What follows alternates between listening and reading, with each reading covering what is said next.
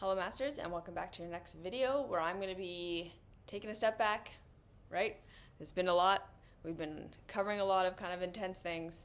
So we're going to do a little recalibration, again, a little reminder of why we're doing this work, how we're doing this work, from where we are doing this work, so that we can continue to be really grounded and pragmatic, okay?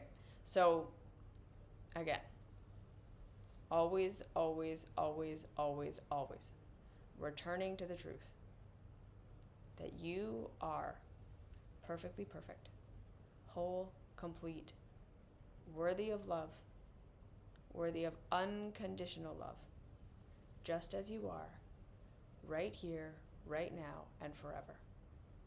Even if you change nothing about your life, if you change nothing about the way that you are, if you never heal whatever you need to heal, if you never shift whatever you need to shift, if you never become anything more, if you degrade into nothingness, you are still fully and completely worthy of love, worthy of care, worthy of patience, worthy of being seen, worthy of being supported, worthy of being validated, worthy of being accepted, loved, and approved of.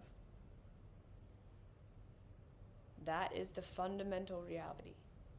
That is the fundamental truth that we always want to be working from. You are not broken. There is nothing bad about you. There is nothing wrong with you. Everything you are, everything you're doing is for a good reason. It's what you were trained to do. It's what you were taught to be. It's the best you know to do right here, right now. And if anything in your life hurts, if anything in your life is not working, if anything about you seems harmful or sabotaging or negative, whatever it is, we have to again return to always, you're doing it for a good reason. You were shamed, you were blamed, you were traumatized, you weren't taught any other way, you went through something really hard, you went through something really scary, your childhood self-perceived reality to be one way that it wasn't, your actual reality wasn't safe, things weren't good, you've adapted, you're coping, you're doing the best you can with what you know at all times. So again, if there are misalignments, if there are things that in your own behavior or whatever that don't feel good, that are causing objective harm to yourself or others, the answer is always, always, always compassion first. I'm not bad, wrong, broken, doing this on purpose. I'm not trying to cause harm. These parts of me, because they are just parts, they are not all of me, are behaving the way that they're behaving because they think it's the best, safest, most effective way. Based on how I was raised, based on what I was trained to do and be as a child, based on what I experienced as a child, based on what I perceived as a child, based on what I experienced and perceived growing up into adulthood in this world where the systems, as we're learning, are harmful and scary and stressful. Compassion. And then curiosity. Again, where did I learn this? Where did I learn that this was the best way to be? Where did I learn that this is how I had to be? Where did I learn that any other way wouldn't be safe?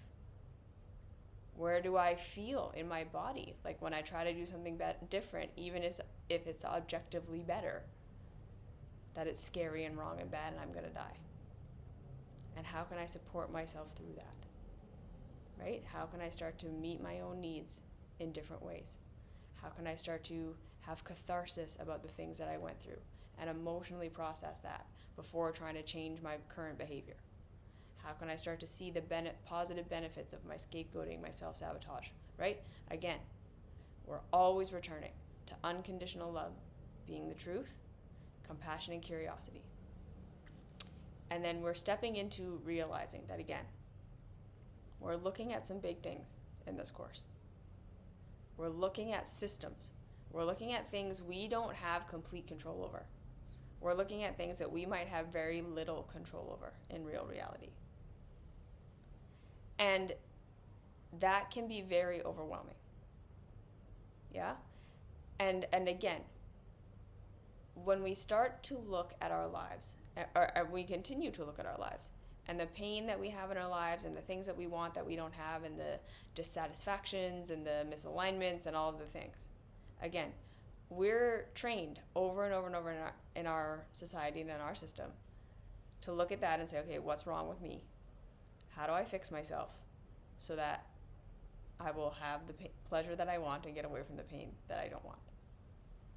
And the idea that pain equals my fault is so just in our culture, that if I am in pain, that means I'm doing something wrong. It's so deeply tied into our sense of self-worth, our sense of goodness, our sense of worthiness of love, approval, and affection, but also our feeling that we deserve to have the good things that we want. And that means that for a lot of us, to admit that there's something we're doing or something that we're participating in that is making our pain happen feels like shame, blame, and guilt. Like we're doing something wrong, we're bad, we're stupid. And so for a lot of us, we see that, like, you know, I'm perpetuating my own behavior, I'm doing whatever it is. I'm the problem in my relationships, I can't fix myself in my work and whatever. And we're just constantly in this state of trying to fix ourselves. Shame, shame, shame, shame, shame. Or we kind of swing the other way in the, like, we really try not to look at how anything might be because of us. Because, again, to feel like anything is because of us feels like we're then admitting that we're flawed and we're horrible and it's our fault and we're the worst and we should feel shame. So we want to deflect and we go into hopelessness because we don't want to admit that we might be playing a role in our own suffering. And again, like, right, we kind of walk this tightrope in our culture, which is constantly pushing this message of hyper-individuality, that everyone's pain and everyone's suffering is their own choosing, is their own fault, and that should equal shame. That when we move into this work, where in real reality, we may be playing a role in our own harm. We may be hurting ourselves and others. We may have habits that ultimately we want to shift and we want to change.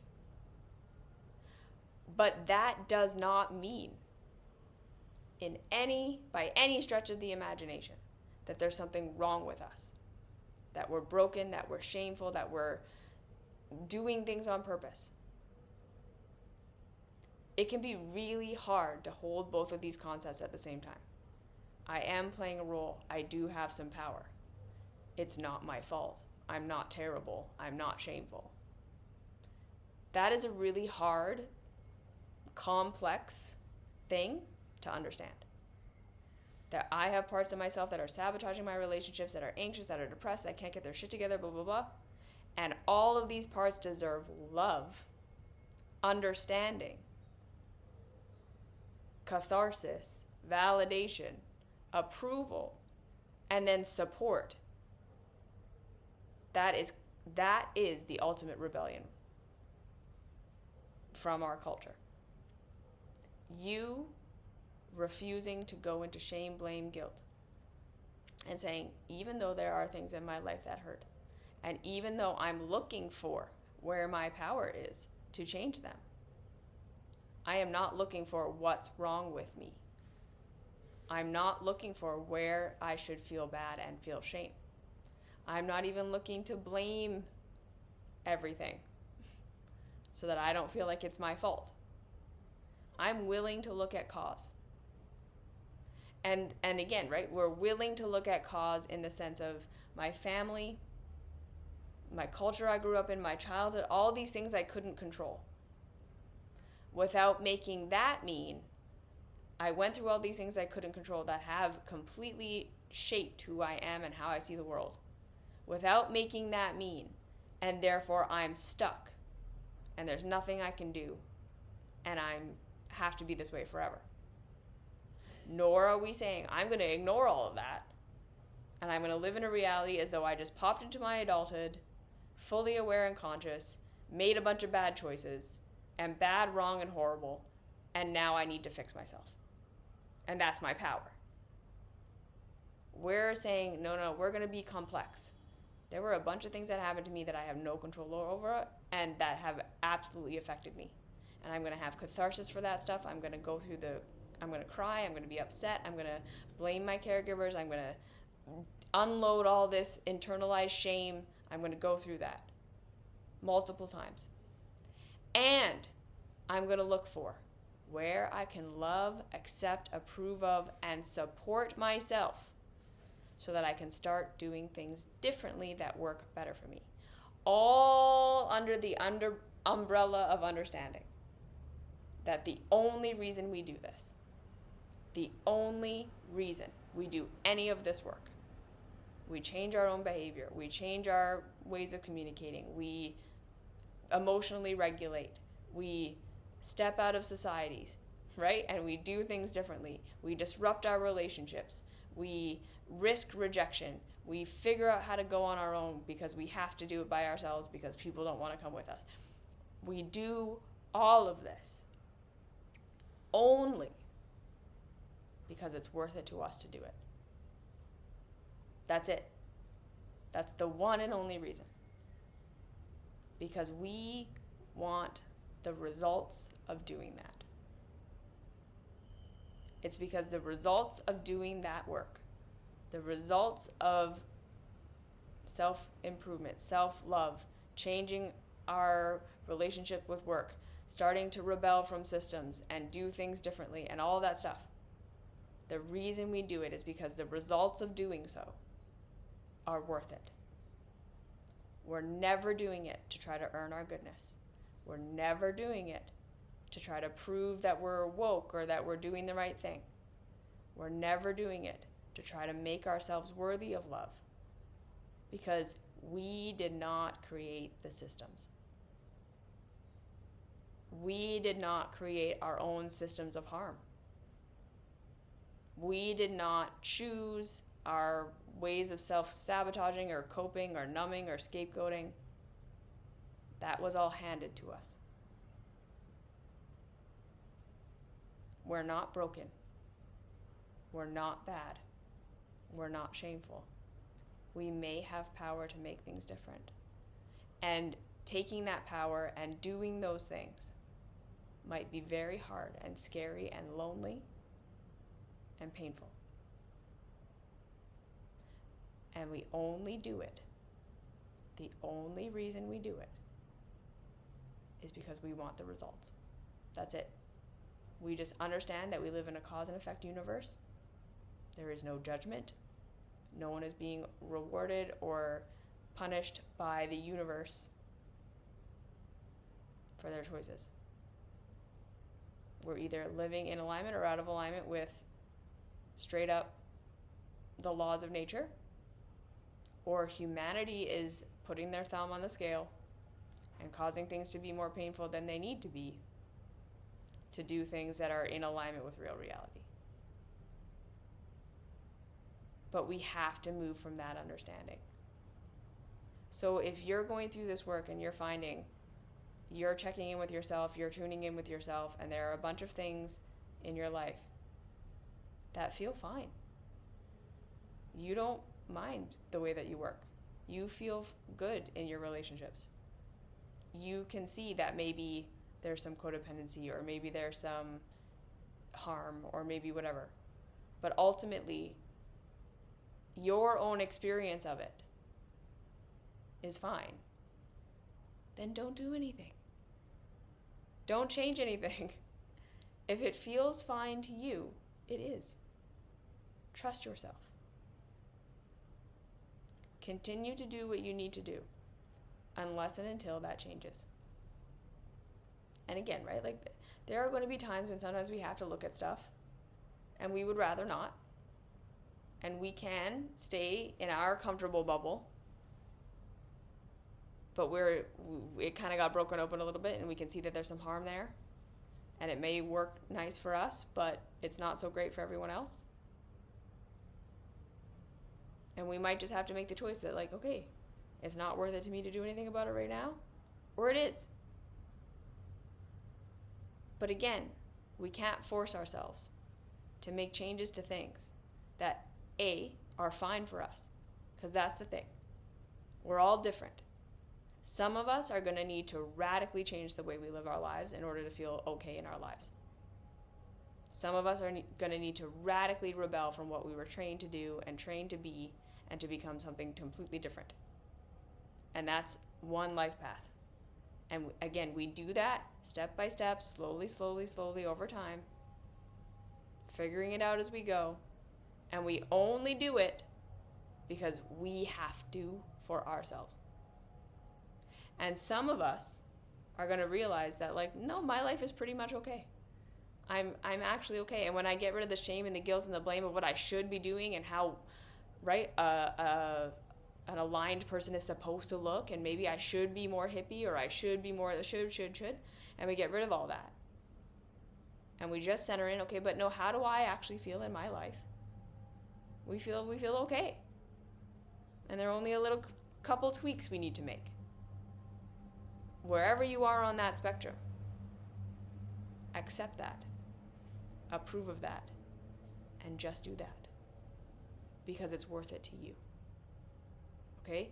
So this, again, was the recalibration. You're already fully and completely worthy of love.